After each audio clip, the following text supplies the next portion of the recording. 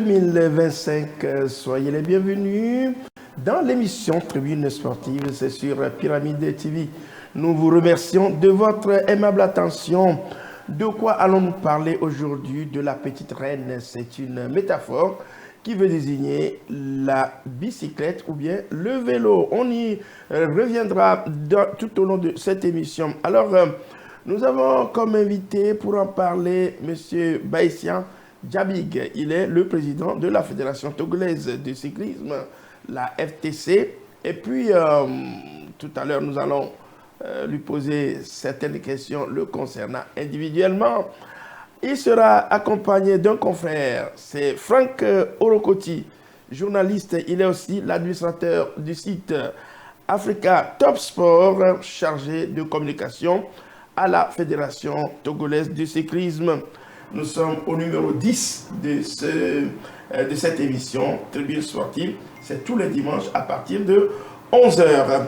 Alors, la petite reine, elle est là. C'est une métaphore, je l'ai dit tout à l'heure, inventée autour du 19e siècle, il faut le dire, concernant une petite reine hollandaise qui, semblerait-il, est devenue reine à 10 ans et qui a remplacé, je crois, son grand-père Guillaume III et qui se promenait dans la ville avec un petit vélo. Donc, rapidement, le lien est fait. On parle de petite reine. Alors, mais nous disons vélo ou bien bicyclette, n'est-ce pas, Monsieur le Président? Tout à fait. Alors, comment ça se passe à la Fédération togolaise du cyclisme? Ça se passe très bien. Vous savez que le président est arrivé en tant que président. Justement, ça ne fait pas encore 6 mois. C'était en octobre. Il était membre de l'ancien bureau. Oui, membre de l'ancien bureau. Moi, je parle en tant que président. Donc, il était arrivé, ça ne fait pas longtemps. Donc, il a pris justement le bâton de pèlerin. Donc, de bien travailler, c'est qu'il a déjà servi sous d'autres présidents. Donc, oui. Il a essayé donc il a appris. Il a beaucoup appris. Oui. Il a également vu comment les autres ont également travaillé, comment ils ont, ce qu'ils ont fait de bien, ce qui restait donc à parfaire. Donc, il fait la conjugaison de tout cela pour justement faire son projet, ses ambitions, ses objectifs et mettre en place justement une équipe autour de lui pour arriver justement à ses fins. Voilà, M. Baïsian, voilà, excusez-moi. M. Baïsian Djabig, en dehors, je sais que être président d'une fédération, ce n'est pas une fonction. C'est un titre que vous avez. Alors, dans la vie, comment peut-on vous reconnaître si vous n'étiez pas à la Fédération togolaise de cyclisme, si vous n'étiez pas son président? Oui, merci. Moi, je suis un privé. J'exerce une fonction libérale. Je suis dans les produits cosmétiques. Voilà. Bien, ce qui veut dire que bientôt on aura vos numéros pour tous ceux qui auront besoin. Vous signez un petit contrat avec notre émission et puis la télévision Pyramide qui a le plaisir de vous recevoir aujourd'hui fera le reste. Alors, pour vous, qu'est-ce que la Fédération togolaise de cyclisme? La Fédération togolaise de cyclisme, vous la connaissez bien. C'est cette fédération-là qui s'occupe de tout ce qui est vélo sur le territoire national togolais. Donc, vous êtes aussi dans les VTT? Oui, dans les VTT, mais bon, on ne l'exerce pas encore comme ça, parce que voilà. Et pour le moment, nous sommes dans le vélo de route. Voilà, dans le vélo de route. Donc, la fédération, c'est cette entité-là qui coordonne les activités cyclistes sur l'étendue du territoire national. Et il y a des clubs qui y sont affiliés. Et donc, nous, la fédération essaie de coordonner tout ce que ces clubs-là font. Et après, et trie les meilleurs des clubs pour en former une équipe nationale. Donc, en quelque sorte, voilà, c'est ça de la fédération. La fédération de cyclisme.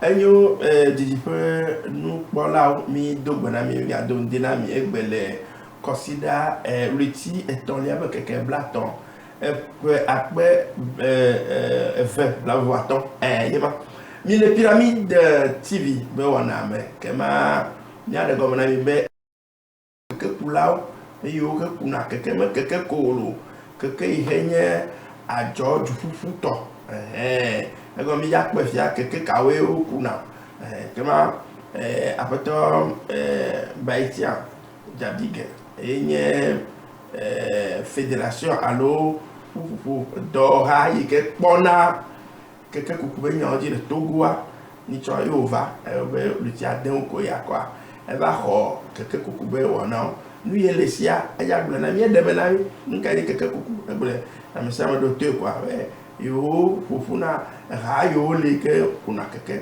yo tiara meno me onyina keke kula nyito yo ko pa wana du fufube wana o ke makai pledo Franco Rokoti a mi maga ade gomo akpa gombe mi nya koko ele abe nya kaka me be la bo nya kaka do lo nye abe ye kelene ke ma mo bre wo be nye mo ko ebe ma bi nya akpere nti mi abi nya apeto jabig kema eya enya kakada la voix eganye nous gomedela na fédération de cyclisme pour pour que pour quelque coup nya quoi mille ne enya de tomio ha nya ngone na mi de 90 49 26 93 dit to alors capo mon viadi zare ya kwa midia no po mi le Facebook ha voilà wole be fia ne mille TV pyramide TV ya no po mi zireka mais be enu wo wula trova de fia yo ao mille câble dit mille canal mille plutôt le konema agbavi iko yo na be stronger et 10 000 comment mi vivia quoi il y a pas volé mi ka so mi après ka po mi le konema YouTube ba plein Facebook il y a no po mi zireka quoi mais ba me nyanyo le fia. On revient à la table pour parler de notre matière du jour. Alors, je reviens, Monsieur le Président. Vous avez pris la Fédération togolaise de cyclisme. Alors, qu'est-ce qui vous a poussé à avoir cette ambition? Quand moi j'écoute ce qu'il y a là-bas à faire, le travail à faire, mais vous avez, avec votre courage, pris cette fédération. Vous pouvez nous expliquer un peu? Oui, d'abord, nous sommes arrivés là par passion. Et vous avez déjà couru vous-même? Je ne l'ai pas couru en tant que professionnel, en tant que cycliste professionnel. Mais vous savez que je viens de Dapan, donc tout le monde est cycliste à Dapan. Donc on va au champ à vélo, on allait à l'école à vélo, on va partout ailleurs, à la rivière ou à chercher de l'eau à vélo. Donc le vélo c'est un moyen de locomotion, c'est du naturel au niveau des savanes. Donc quand je suis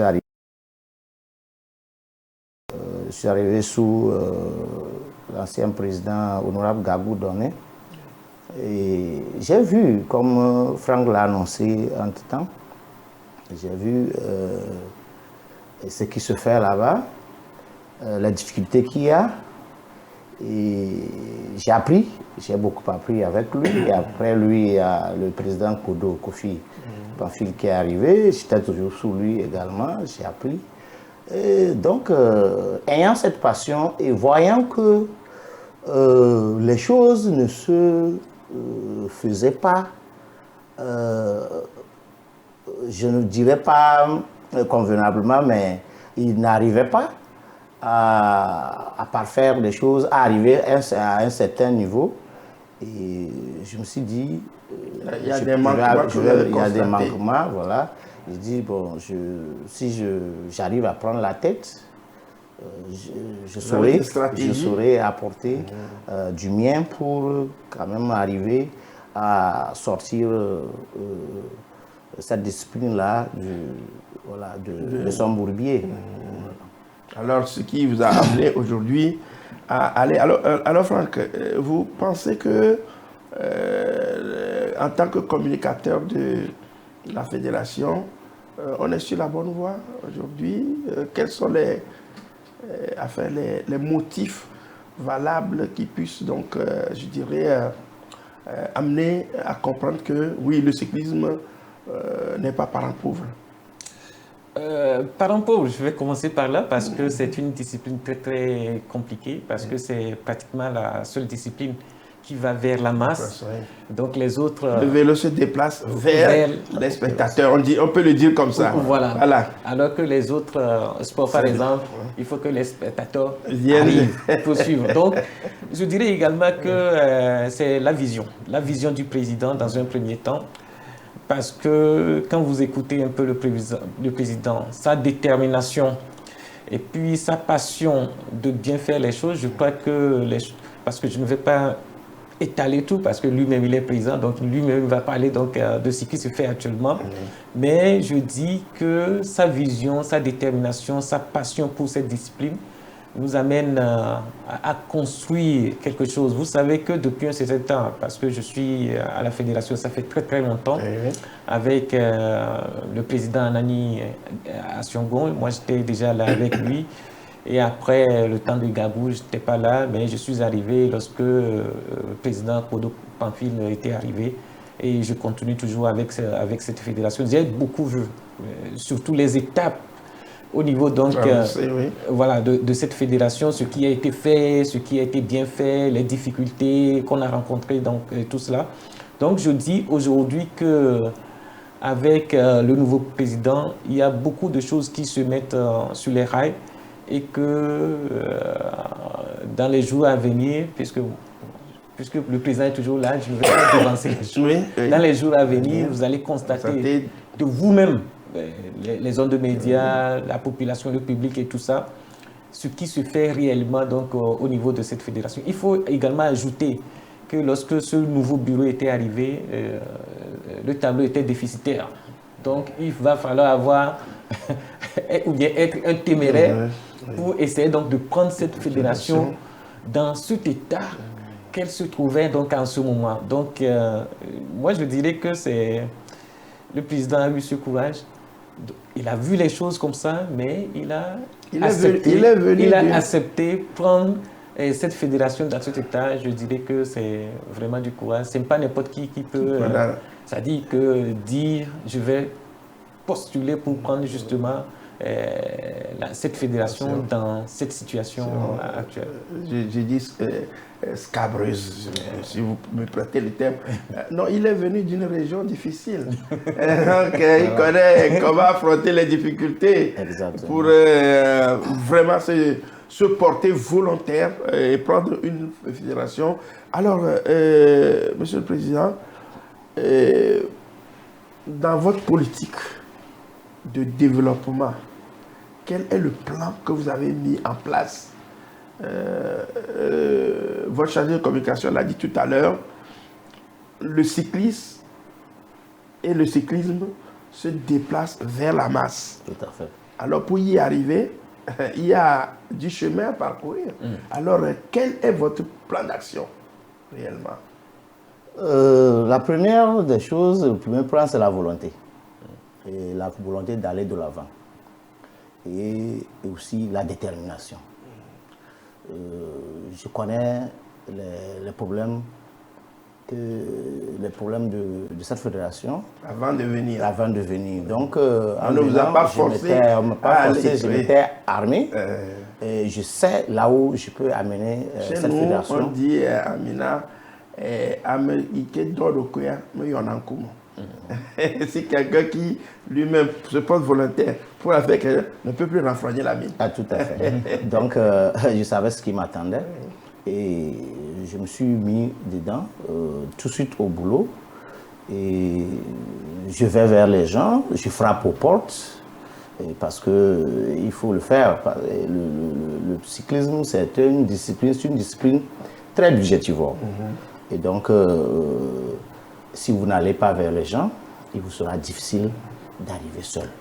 Donc il faut savoir et manager, il faut savoir coordonner tout ça. Et donc c'est tout ça que nous avons mis en place dès le début. Et petit à petit, on voit que les lignes bougent. Les lignes bougent parce que la toute première difficulté que connaît cette fédération et tous ses démembrements, c'est le problème de matériel. Le problème du matériel parce que quand on dit cycliste, il faut du vélo. Donc il faut du vélo, mais là ce ne sont pas des vélos ordinaires. Oui. Ce ne sont pas des choses de 50 000, 100 000 francs. Donc c'est une histoire de millions pour avoir un seul vélo. Déjà, même les vélos débutants, vous êtes autour d'1 million. Et les semi, vous êtes à 2,5. Et les vélos professionnels, c'est à partir de 5 millions d'unités. Donc, mais nous nous sommes dit, pour que la fédération arrive à satisfaire vraiment le pays, la population, donner du plaisir au public sportif togolais, il faut retourner à la base. C'est-à-dire qu'il faut arriver à équiper d'abord les clubs. Parce que si la fédération elle-même, la fédération qui reçoit une subvention ou des subventions de l'État, connaît des difficultés de ce genre. Ça veut dire que... Imaginez au niveau des clubs qui ne reçoivent rien. Donc nous avons dit, d'abord la stratégie, c'est d'abord former les formateurs au niveau des clubs, équiper les clubs, et ensuite équiper également la fédération elle-même en vélo professionnel. Il faut d'abord trouver des vélos débutants au club pour permettre aux jeunes de s'exercer, de pouvoir se mettre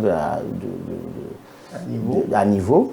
Et ensuite, puisque la finalité, c'est d'aller chercher les meilleurs d'entre eux pour venir en faire une équipe nationale ou des équipes nationales. Vous savez, en cyclisme, une équipe, c'est 6 personnes. Et souvent, une équipe, 6 personnes. 6 personnes. Voilà. Donc, quand on peut composer 2-3 équipes. Voilà, donc souvent, quand nous organisons le tour, on fait 2 équipes. Donc, actuellement, c'est ce que nous avons fait. Donc, équipe A, équipe B. Donc, ça fait 12 personnes. Donc, il faut, une fois que ces jeunes sont sélectionnés, ils constituent désormais une équipe nationale togolaise. Donc, à ce niveau, il faut leur doter de vélos professionnels. Parce que quand on dit une compétition, une course internationale cycliste, il n'y a pas que le Togo qui va concourir. Il y a d'autres nations qui viennent. Et ils viennent avec vraiment des gros moyens, du matériel de pointe. Et souvent, nous, on se retrouve là, derrière. Donc, je savais tout ça avant de venir, mais je savais que j'étais à mesure quand même de remonter la pente. Et c'est ce que nous sommes en train de faire. Oui, on va revenir tout de suite sur l'état des lieux, oui, là où vous vous situez maintenant. Je crois que au-delà, on peut dire que entre-temps, il y avait l'époque où le vélo togolais était reconnu sur le plan international parce qu'il y avait eu des tours du Togo. Mais les choses se sont pratiquement amenuisées où les tours qui ont démarré après nous ont pris du pas sur nous. Est-ce qu'on peut dire aujourd'hui qu'on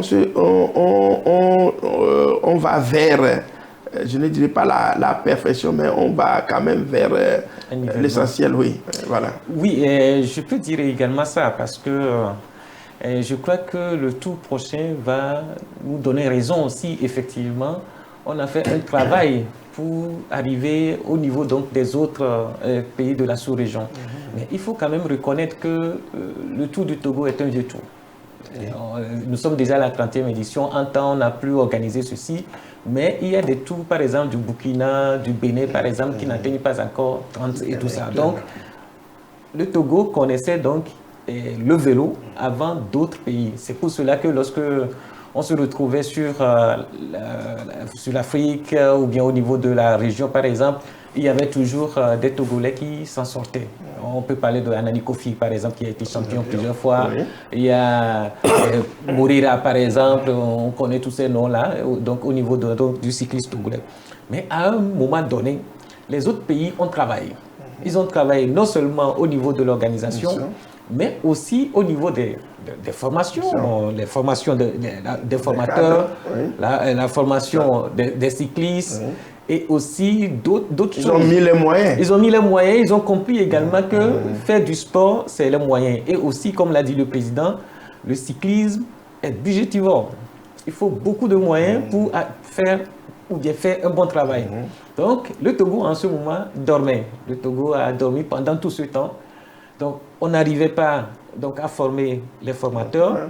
On n'arrivait pas à faire déplacer c'est-à-dire que ceux qui sont des cadres pour aller découvrir d'autres choses.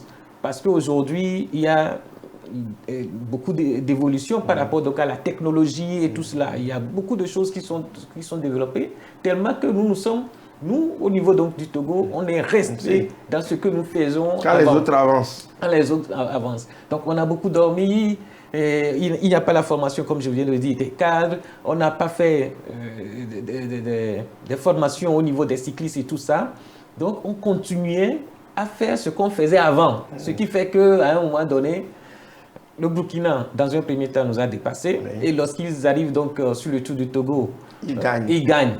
À un moment donné, c'est la Côte d'Ivoire. Avec Bassirou Koné, par exemple, qui venait également gagner des étapes. Même s'ils n'arrivaient pas à gagner tout le tour, il y a des étapes qui prennent quand même. Il y a le Bénin, en temps. Quand on faisait le tour avec Anania Songon, le classement des Togolais, c'est au niveau de 6e place et tout ça.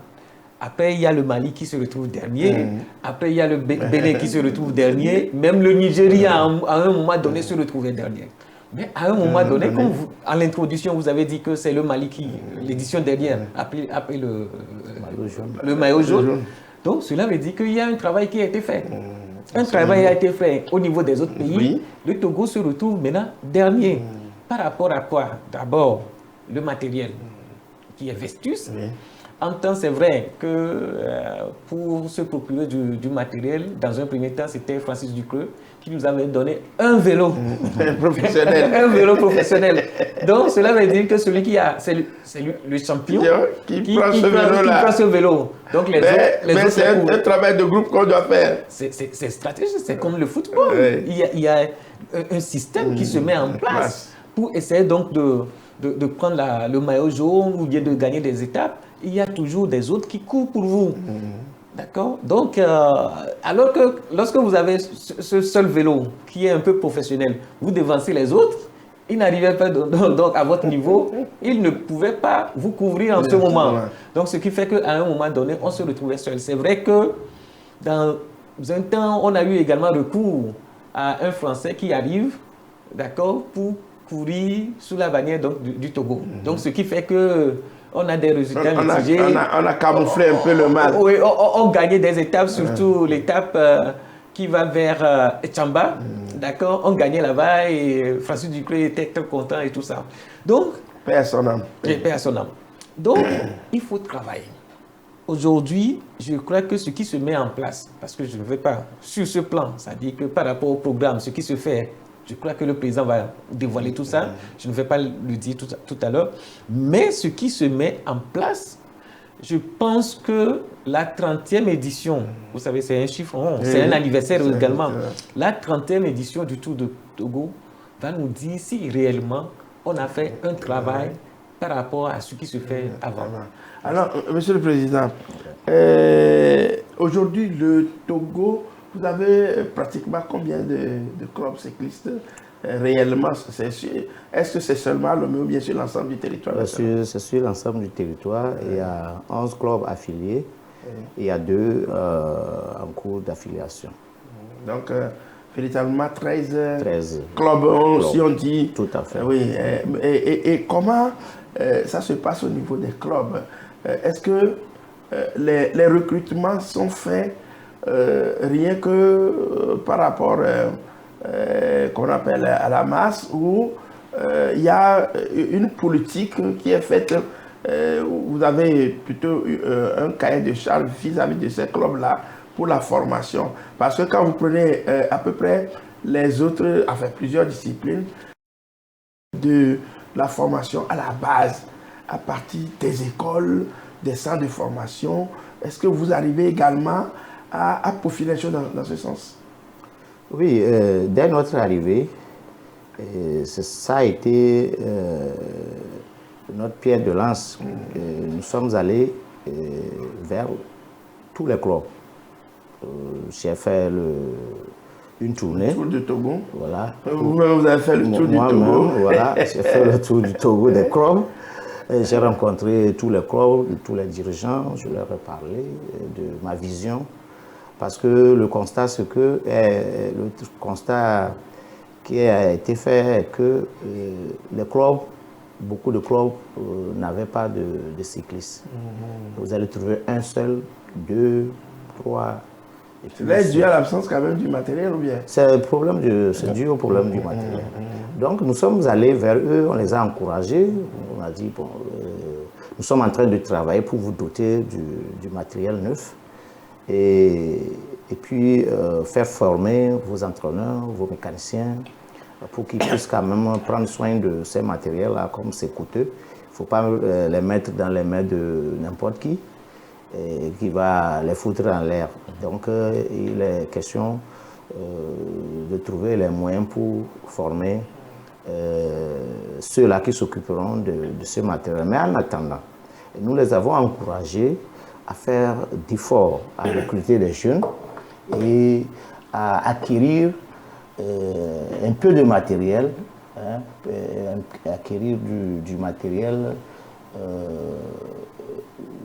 je vais dire à leur bourse, à leur bourse, voilà, pour s'exercer, s'adapter au moins, oui, avoir des vélos, du moins à portée de main, pour s'exercer. D'accord, en attendant que le mieux n'arrive. Donc, et c'est ce qui est en train d'être fait. Et tous, on a été écoutés. Et la première course que nous avons faite, ça a prouvé. Les gens ont fait le constat que les clubs qui venaient avec un coureur sont arrivés à amener jusqu'à 10. Donc, ce qui veut dire qu'à votre niveau, le matériel est acheminé par là. Oui, le matériel d'une autre manière. Voilà. Même à défaut d'un chat, plutôt d'un chien, on amène un chat à la chasse. Exactement. Donc c'est ce que nous avons fait. Et aujourd'hui, ça bouge à tous les niveaux, au niveau de ces clubs-là. Donc maintenant, les vélos qu'il leur faut ne sont pas encore prêts. Ce que nous-mêmes, nous voulons leur doter, ce n'est pas encore prêt, mais ça ne sera pas tarder. Ça ne sera tarder. Et donc, voilà, ça fait que on a été compris. Le travail est en train d'être fait à tous les niveaux. Et aujourd'hui, nous sommes quand même satisfaits de la manière dont les choses se passent. Alors, aujourd'hui, quels sont les vélos pratiquement adaptables à la moindre situation? Si vous n'avez pas, vous venez de le dire, pour un vélo qu'on a professionnel, on a ce type de vélo, par exemple, que nous avons à l'écran. C'est un vélo professionnel? Non. Ah, pas encore. Ça, c'est semi-professionnel. Voilà. Maintenant, quel type détiennent nos cyclistes? Est-ce qu'on a ces vélos-là? Est-ce que ces vélos peuvent permettre de s'entraîner au moins? Non, ici, ils s'entraînent avec. Il faut dire qu'il y en a. Il y a des cyclistes eux-mêmes qui se sont battus pour avoir de bons vélos. Et souvent, ce qui nous arrange ici, c'est au niveau du port. C'est le port. Donc on va au port, on trouve de vieux matériel venus de France. Voilà, en temps, on a pu trouver aussi des vélos les anciens vélos sont venus d'Allemagne, donc on a pu répartir. Les récupérer, les recycler, acheter et puis les réparer. Voilà. Donc voilà ce qui est fait. Sinon, il y a des cyclistes qui ont des vélos semi-professionnels. Voilà. Alors, quelle est la différence entre un vélo semi-professionnel et un vélo professionnel? Y a-t-il bon, au niveau c'est au niveau de la construction, au niveau de l'aspect ou comment? Oui, il y a tout. Oui. Il y a, il y a beaucoup de choses qui mettent la différence entre les vélos parce que d'abord le poids. Le poids du vélo. Oui. Il y a le matériel qui a été utilisé pour fabriquer. Donc ça fait que les vélos qui sont un peu plus légers, d'accord, sont des vélos qui vont plus vite. Donc ça permet donc aux cyclistes de maîtriser le cadre et d'aller un peu plus vite et aussi de ne pas céder justement au vent. Donc il y a d'autres vélos qui ont été construits et qui sont construits à partir donc du matériel un peu lourd. Donc ces vélos-là sont des vélos, voilà, donc on part du haut par exemple vers le bas. Il y a aussi au niveau donc des pédales, il y a aussi au niveau de tout ça qui mettent un peu plus de différence entre un vélo professionnel et un vélo au fait qui n'est pas aussi professionnel. Voilà. Alors, vous avez posé une question en temps par rapport, donc si vous voulez bien me permettre donc, de continuer par rapport donc, au club du Togo par exemple, on a les clubs Fordan, justement, on va partir parce qu'il y a les clubs qui sont à l'intérieur du pays. Et il y a les clubs qui sont à Lomé par exemple. Donc on peut prendre Fordan par exemple, Olympique de Fordan. Donc, non, c'est Fordan. Fordan Cyclist Club. Fordan Cyclist Club. Oui. Il est le président donc. de Fordan Cyclist Club. Non, c'est pas le président. Le vice-président. Je suis conseiller. Conseiller. Voilà. Il y a les clubs de l'intérieur également. Il y a Semassi. Semassi a un club, oui. Et Semassi. Oui. Il y a Asika. De Kara. Il y a Asika de Kara. Il y a le club d'Atakpame. Ifodje. Il y a deux clubs au niveau de Palimé. Il y a Gomido et puis Palimé Project, qui sont des clubs à l'intérieur du pays. Donc les clubs de Lomé, par exemple, on a Agaza, on a Étoile Filante, on a Entente 2, on a Modèle, et voilà. Étoile Filante. Donc, on a ces clubs-là qui se retrouvent. Il y a les deux autres. Il y a OCTL. Et puis, comment ça s'appelle Olympique. OCTL, c'est Olympique, voilà. Donc, ils vont s'affilier. Oui, les deux mais qui font déjà les activités. Donc, ce sont les clubs que nous avons au niveau de la fédération. Alors, où se pratique le vélo? Sur la route, bien entendu. Voilà. Et le vélo, c'est sur la route. C'est vrai, il y a aussi vélo de salle. Voilà, puisque dans le cyclisme, là, il y a aussi des sous-disciplines. Voilà. Donc, ce que nous faisons, c'est sur la... Ce type de vélo que nous avons, c'est voilà, des vélos de salle. Voilà, exactement. Alors, comment... Je le disais tout à l'heure, la question c'était de savoir comment ces vélos, comment sont-ils construits? Le matériel, par exemple, quand vous voyez par exemple ce vélo que nous venons de voir, la roue arrière est complètement fermée. Bon, et est-ce que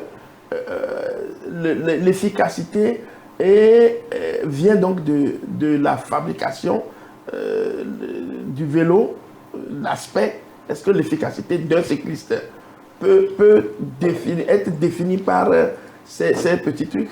Oui. L'efficacité du cycliste peut être déterminée par le matériel qu'il utilise. Parce que ces vélos, il y a par exemple des vélos aérodynamisme. Vous allez voir, c'est comme le vélo est penché vers le bas. Et Le siège, la selle est plus haut. Toujours plus haut pour permettre aux cyclistes d'être inclinés vers le bas pour pouvoir percer Donc le c'est vent. ça pour tous les vélos. Oui, les vélos de course. Voilà, c'est comme ça. Donc c'est pour pouvoir percer du vent. Et la différence réside souvent dans la composition. Il y a des vélos en alliage d'aluminium. Et il y a des vélos, le top niveau, ce sont des vélos en fibre de carbone. Donc les vélos en fibre de carbone. Donc, on peut dire que ce sont ces vélos ce type de vélo. Ça, c'est de l'aluminium. Ça, là, ça peut être même du fer. C'est tel que je vois, c'est du fer. Bon, ça, c'est révolu.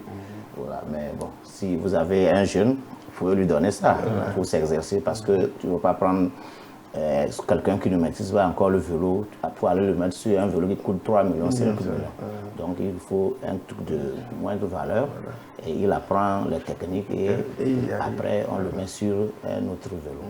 Donc, la différence, c'est ça. Les vélos en carbone de haut niveau, c'est des si vélos on peut revoir l'image légers. que vous venez de montrer tout à l'heure, ce serait une bonne chose puisque nous parlons, oui. Voilà, ça, ce sont des vélos professionnels. Vous voyez la jante, vous voyez les jantes, ce sont des jantes en fibre de carbone. Le cadre, la fourche, même la tige de selle, tous les guidons, tout ça, ce sont en fibre de carbone. Donc ce vélo, vous allez se retrouver avec 6,5 à 7 kilos. Donc, tandis que vous avez d'autres vélos à 9 kg, à 10 kg, jusqu'à avoir 14 kg. Voilà. Maintenant, celui qui est sur un vélo qui pèse 7 kg, toi tu es sur un autre qui pèse 14 kg, soit le double. Vous ne faites pas le même effort. Donc, il fait moins d'efforts que vous et il va plus vite que vous. Parce que pour lui, il est plus léger. Donc, il y a tout ça. Alors, comment se fait le frein, je dis le frein, le système de vitesse? Le système de vitesse est à peu près la même chose, à des différences près. Voilà, il y a, par exemple, au niveau des cylindres, les gens utilisent, il y a des trucs électriques, voilà. Et il y a mécanique, il y a hydraulique, donc au niveau des accessoires, voilà. Donc il y a tout ça qui fait la différence. Alors, je pense que quand vous regardez un peu l'image, ce sont les matériaux, enfin, le matériel d'un cycliste. Tout à fait. Alors, pourquoi est-il, comment on appelle, recommandé que le cycliste porte un casque? Ou c'est par rapport à la vitesse? Oui, vous savez, ces vélos-là se déplacent comme si c'était des motos. Voilà, un vélo qui roule jusqu'à 60 km/h, 70 km/h. Donc ce n'est plus un vélo, c'est une moto. Donc il est question de protéger le pratiquant, le cycliste.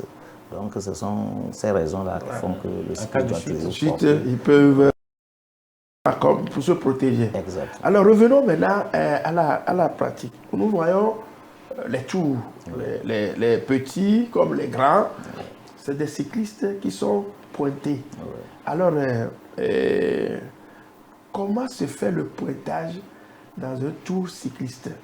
Souvent, on voit quelqu'un qui arrive premier dans une étape, mais on dit le maillot jaune est derrière, mais il garde toujours le maillot. Est-ce que ce n'est pas par rapport au temps qu'on appelle effectué par chaque cycliste? Exactement.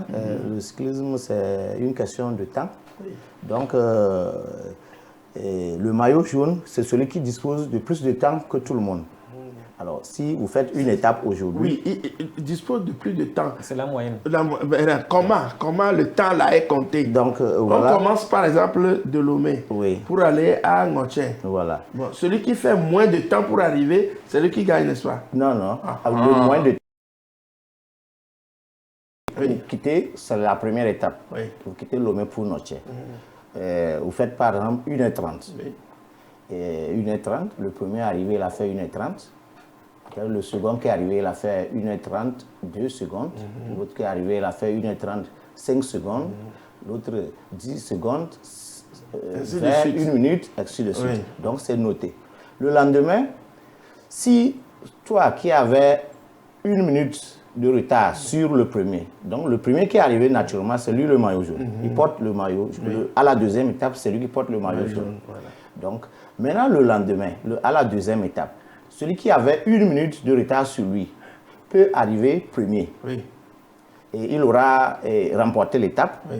Mais s'il n'a pas pu épuiser les 1 minute qui existent entre eux, peut-être qu'il a pris 30 secondes. Il lui reste 30 secondes. Donc, celui détient le maillot, la veille garde son maillot. Voilà. Parce qu'il a toujours le meilleur temps. Voilà, donc c'est la différence. C'est la moyenne. La moyenne on fait la moyenne. Voilà. On fait la moyenne des deux temps. Oui. Parce que le leader, par exemple, il a fait déjà 2 étapes.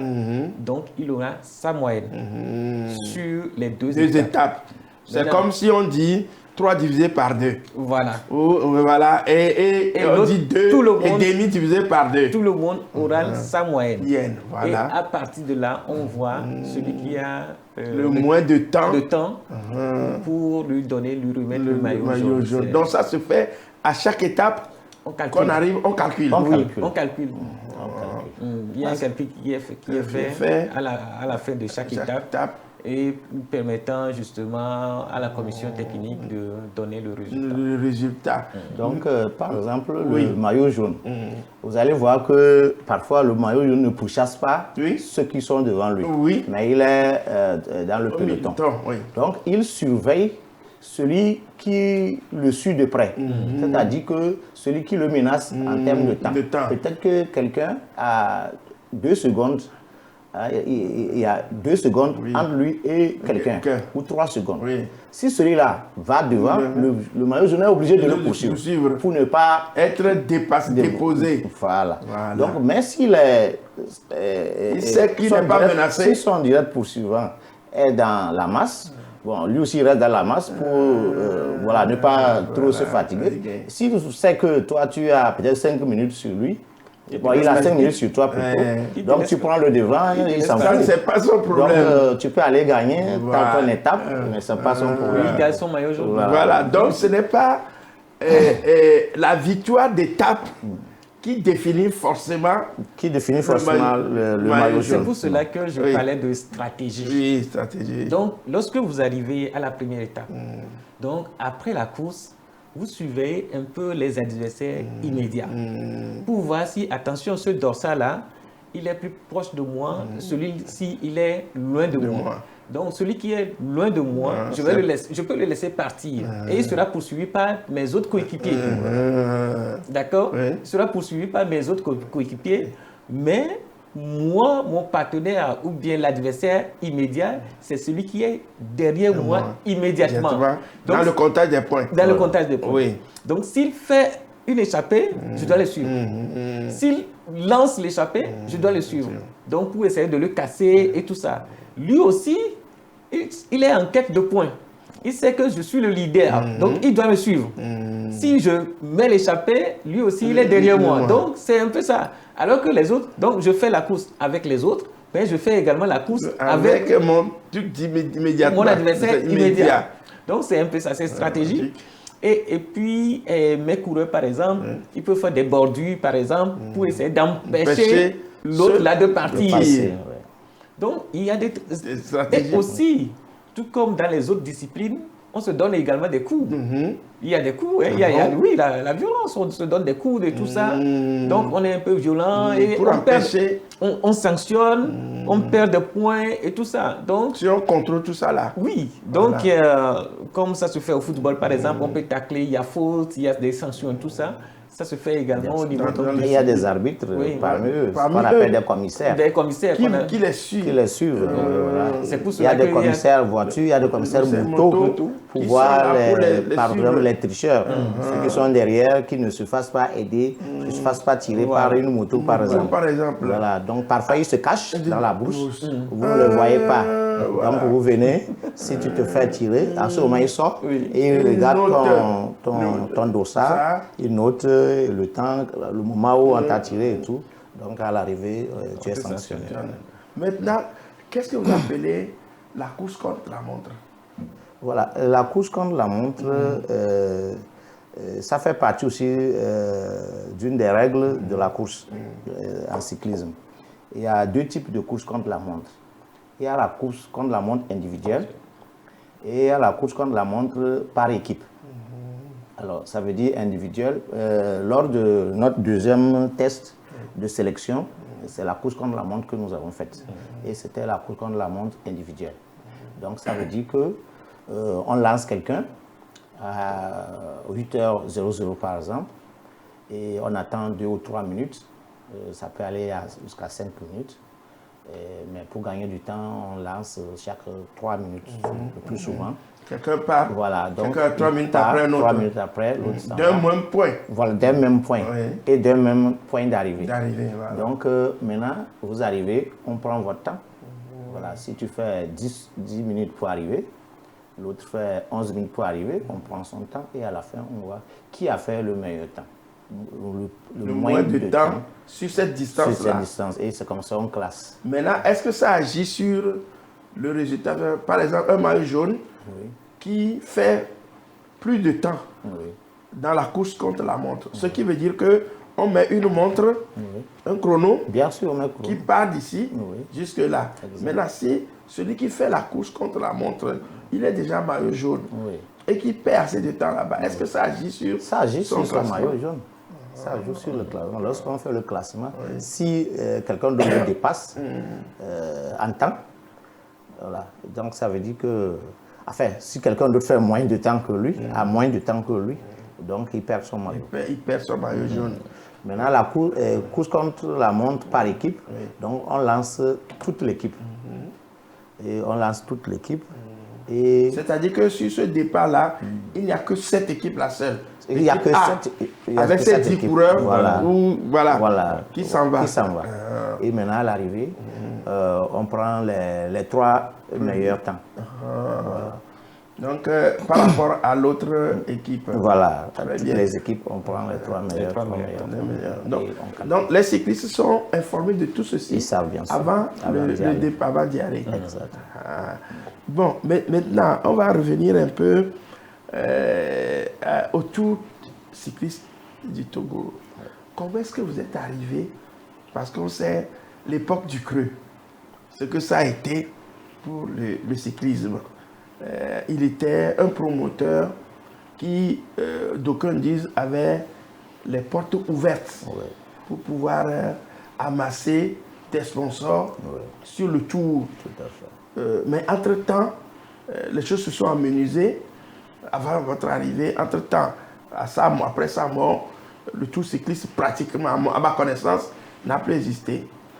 Vous l'avez ressuscité. Jusqu'à l'année passée. Oui. Vous l'avez ressuscité. Oui. Dites-nous un peu. Oui, depuis 2020, le Tour a pris un coup suite à la mort de Francis Ducreux. Et c'est jusqu'en 2024, donc l'année passée, donc, que l'ancien président, mon prédécesseur, a pu trouver un autre promoteur qui, cette fois-ci, était un Togolais. Donc, on peut avoir son nom? Oui, monsieur Samuel Majot, et de la société UK and Partners. Donc, c'est lui donc, qui est venu ressusciter le Tour du Togo, la 29e édition du Tour du Togo. Voilà. Oui, dites-nous en termes de chiffres, un tour peut coûter combien? Un tour minimum, il faut 100 à 150 millions Minimum, 150 millions. Alors, Monsieur le Président, 150 millions, ce n'est pas 100 000 francs. C'est pas 100 000 francs. Oui. C'est pas une petite somme. Mais bon. Racontez-nous, Franck, oui, comment c'est arrivé, oui. Oui, il faut le dire. Je disais qu'on a eu un promoteur, mais ce promoteur-là n'est plus avec nous. Parce que moi, à mon arrivée, je voulais, compte tenu de mes ambitions, de ma vision, s'il faut le dire, il faut dire les choses telles qu'elles sont, c'est que ce promoteur ne m'arrangeait pas. Voilà, il ne m'arrangeait pas. Donc, je suis allé à la recherche d'autres promoteurs. Et j'en ai enregistré plusieurs, dont un expatrié aussi. Et il y avait un Français aussi qui était candidat. Parmi le lot, j'ai pu dégager un qui est M. Jules Boko, voilà, qui est un Togolais. Oui. Voilà. Donc, c'est son offre qui a retenu plus mon attention. Oui. Et donc, c'est lui qui a été choisi. Donc c'est lui qui avait, je dirais, comment on appelle, sponsorisé le tour, le 29e tour. Non, pas le promoteur et le sponsor, c'est différent. Voilà. Donc, le promoteur, c'est lui qui va vers... C'est lui, le promoteur, c'est comme du Ducreux, Française Ducreux, comme vous avez dit, c'est lui qui va vers les sociétés pour demander des fonds. Voilà. Et collecter des fonds pour pouvoir les mettre à disposition de la fédération pour l'organisation du tour. Oui. Donc, ce promoteur, le promoteur de l'année passée, ce n'est plus lui cette année, c'est un autre, qui est un Togolais aussi, et que nous avons pris, parce que son offre a été... plus alléchant. Voilà. Qui puisse aider. Maintenant, au niveau de l'organisation, le tour est déjà là. Est-ce on a déjà dévoilé la date du prochain tour cycliste? Oui, le prochain tour cycliste, la date définitive qui venait d'être arrêtée est du 16 au 25 mai prochain. Mais dans 2 mois, je crois, pratiquement. Ouais, dans un mois, nous sommes en avril déjà. Dans un mois et demi, ça va. Alors, où se situe la préparation des équipes du Togo? Est-ce que finalement, ça fait longtemps qu'on n'a plus de champions sur le tour? Comment ça se prépare? Est-ce qu'on a l'attitude d'espérer? Oui, on peut espérer par rapport donc à ce qui se fait actuellement au niveau de la fédération. Vous a sûrement manqué, et vous aussi d'ailleurs, vous lui avez manqué. Le Tour cycliste international du Togo est de retour. Cyclisme, brassage culturel, tourisme, sport, spectacle. Tour cycliste international du Togo, 29e édition, bientôt. Alors que nous allons présenter 2 équipes de 6 couleurs chacune. Donc à partir de là, donc ça c'est le tour de la... Vous a sûrement manqué, et vous aussi d'ailleurs, donc, vous lui avez nous avons manqué. cette sélection-là qui va partir à la mise au vert. Donc après la mise au vert, nous allons dégager justement les 2 équipes, voilà, les compétitifs, les 12 coureurs qui vont représenter le Togo. Il faut également dire que nous sommes en train de nous préparer pour justement faire le tour avec une équipe pour voir l'état des lieux. Oui, l'état des lieux, faire l'état des lieux des étapes et tout ça, la tournée préparatoire. Donc ça va nous permettre donc de tracer justement les étapes, de voir le nombre de kilomètres et tout ça. Donc comme je viens de le dire, je vais me réserver. Oui, parce que cette fois-ci, puisque c'est un année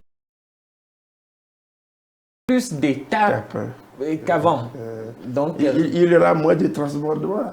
Quand ils disent que dans le tour du Togo, il y a beaucoup de transbordements, c'est à cause de l'état des routes, je crois. Non, les routes ne souffrent d'aucun problème actuellement. Oui, c'est plutôt le nerf de la guerre, l'argent. Donc vous avez dit tout à l'heure. Ce qui veut dire que chaque étape coûte. Ça coûte. Non seulement chaque étape coûte, mais il faut quand même... Vous imaginez un peu la caravane, c'est-à-dire que toutes ces personnes-là qui sont sur le trajet donc, de la course, c'est énorme, c'est énorme. Donc vous arrivez quelque part dans une localité, vous tous les héberger, les restaurer, et tout ça. Donc c'est énorme. Et payer le carburant, et tout ça. Donc c'est énorme. C'est pour cela qu'un tour, par exemple, ça coûte énormément. Le président vient de dire ça coûte pratiquement 100 millions à 150 millions. Des fois, pourquoi on écoutait justement les étapes, pourquoi il y avait plus de transportement, c'est tout simplement parce que le budget n'est pas atteint. Donc, on a pratiquement 80 millions.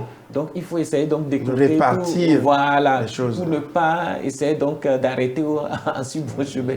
C'est pour cela que je pense que pour cette édition-là, il y a un travail qui se fait non seulement au niveau de l'organisation, parce que déjà, le président a parlé donc d'un nouveau promoteur que nous avons confiance en lui, qui fait un bon travail.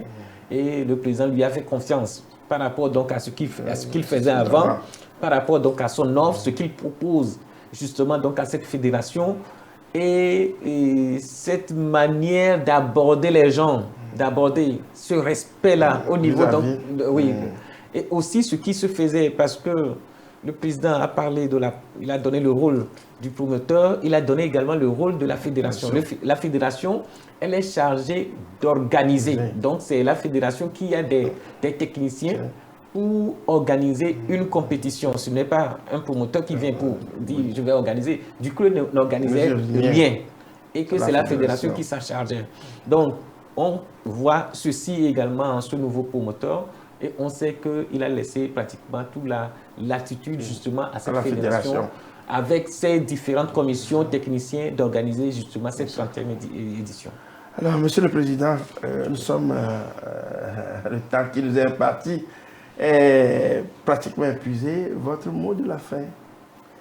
Oui, mon mot de la fin, je voudrais encourager, exhorter les entreprises basées sur le territoire national togolais de nous faire confiance, de nous soutenir, parce que mon chargé vient de le dire, le tour se faisait en 6-7 étapes. Nous, sur notre première fois, nous sommes allés jusqu'à 10 étapes. C'est normalement, je n'ai pas voulu dire les choses, mais ce tour-là coûte quelque chose de 200 millions. Vous voyez, le budget, c'est un peu plus de 200 millions. Voilà. Donc, c'est très les gens, et nous sommes en train d'acquérir du matériel professionnel, les vélos professionnels pour nos 2 équipes nationales. Donc les gens nous soutiennent, nous ne sommes pas des plaisantins, on n'est pas là pour s'amuser, on veut donner du plaisir aux Togolais et à eux-mêmes qui nous donnent de l'argent parce qu'il ne sert à rien d'investir dans quelqu'un tous les ans et ils ne vous apportent rien. Nous, on veut leur donner des victoires, apporter quelque chose, porter haut le nom du Togo, donc qu'ils fassent en sorte que nous puissions organiser dans de bonnes conditions cette 30e édition. Enyo toji non la ople disipeno po mo la mi ga dak na mi be mi no toji mi senya yo ke afeto jabig egbolo e ke Frank Kokpe a mi me glo be ye nyu nyu to wo lo ga ke apepere mu ne va be ya be keke kukwa wa yi nko ke ma mi ga wu egbeto anu le fia. Merci à tous d'être là, Frank. Merci. Merci, c'est un plaisir. Et pour cette 30e édition, nous comptons véritablement sur nos coureurs parce qu'il y a Tchalem Nounouling qui est un très bon cycliste et que lors de cette 30e édition, avec l'appui des autres sociétés, des entreprises, et on va dire également un grand merci à notre ministère des Sports, Madame, qui abat un boulot et qui fait confiance également à cette fédération énormément. Et par Ricorché, le président de la République. Voilà. Il y a beaucoup de choses à dire, malheureusement le temps... On y reviendra, avant le début de la compétition, on a le temps de Merci aussi à vous de nous avoir invités. Ouais. Merci à tout un chacun. De loin, c'est dimanche, la fête du Ramadan est là, mais pour vous qui ne pourrez pas aller fêter avec nos frères musulmans, soyez tout de même prudents parce que chaque minute qui passe est très important pour la vie. Merci.